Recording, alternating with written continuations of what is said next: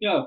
ఇప్పుడొక 6 రోజుల నుంచి ఒక మన దేశంలో ఒక సంచలనంగా ఉన్న విషయం ఏందంటే, బ్రిటిష్‌కి సంబంధించిన ఫైటర్ జెట్ ఎఫ్-35బి ఈ ఫైటర్ జెట్టు తిరువనంతపురం ఇంటర్నేషనల్ ఎయిర్‌పోర్ట్‌లో 6 రోజుల నుంచి ఉందన్నమాట.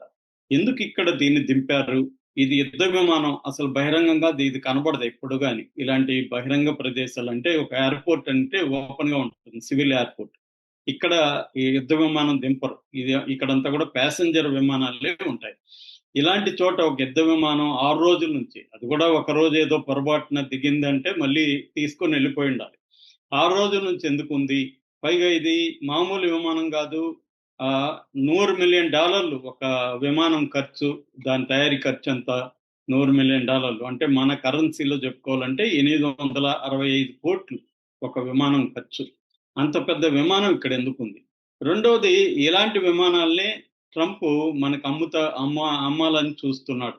ఎందుకంటే ట్రంప్ రాగానే మోడీ వెళ్లి కలిసినప్పుడు ఎఫ్-35 విమానాలు మీరు కొనండి అని చెప్పి. అందువల్ల అందువల్ల కూడా ఇప్పుడు దీని మీద చర్చ జరుగుతుంది. అంటే అసలు ఈ విమానం ఇక్కడెందుకుంది? ఇట్లాంటి విమానాలని మనం ఇండియా ఇంత ఖర్చు పెట్టి కొనాల్సిన అవసరం ఉందా? అనేది గూడా ఇప్పుడు చర్చ జరుగుతుంది. ఎందుకంటే ఈ ప్రోగ్రామ్ దీన్ని ఎఫ్-35 ప్రోగ్రామ్ అంటారు. ఈ ప్రోగ్రామ్ మొత్తానికి $1.7 ట్రిలియన్ ఖర్చు పెడుతున్నారన్నమాట ప్రోగ్రామ్ ఇది. అంత కాస్ట్‌లీ అన్నమాట. ఇంత కాస్ట్‌లీ విమానాలు మనం కొనాలా? దీనివల్ల ఉపయోగం ఏంటి? అనేది చర్చ జరుగుతున్న టైంలో ఈ బ్రిటిష్ ఎఫ్-35బి అనేది తిరువనంతపురం ఎయిర్‌పోర్ట్‌లో ఎందుకు 6 రోజుల నుంచి ఉంది? అనేది ఇప్పుడు దేశవ్యాప్త మీడియా అటెన్షను, ప్రజల అటెన్షను ఉంది. దీనికి సంబంధించి ఇప్పటివరకు మనకు ఏం సమాచారం ఉందనేది నేను చెప్తాను. ఇది ఇందాక చెప్పినట్టు ఎఫ్-35బి రాయల్ నేవీకి సంబంధించిందనమాట. అంటే బ్రిటిష్ రాయల్ నేవీ అంటారు వాళ్ళని. ప్రతిదాన్ని వాళ్ళు royal army, royal air force, royal navy అంటారు.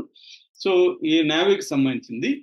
ఆల్రెడీ ఏందంటే మనకిది ఇండో పసిఫిక్ రీజియన్‌లో వీళ్ళ న వార్‌షిప్పులు ఉంటాయన్నమాట. బ్రిటన్‌కి సంబంధించి HMS Prince of Wales carrier strike group అని CSG-25 అంటారు దాన్ని.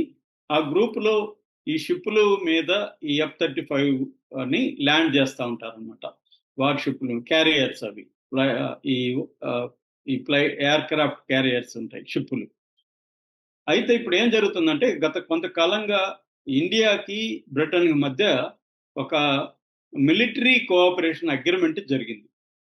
మనం పరస్పరం ఇచ్చిపుచ్చుకునే ఒక అగ్రీమెంట్ జరిగింది. ఈ అగ్రీమెంట్‌లో భాగంగా కేరళ తీర ప్రాంతం నుంచి 100 నాటికల్ మైల్ సముద్రంలో డిస్టెన్స్‌ని నాటికల్ మైల్‌గా మనం కొలుస్తాము.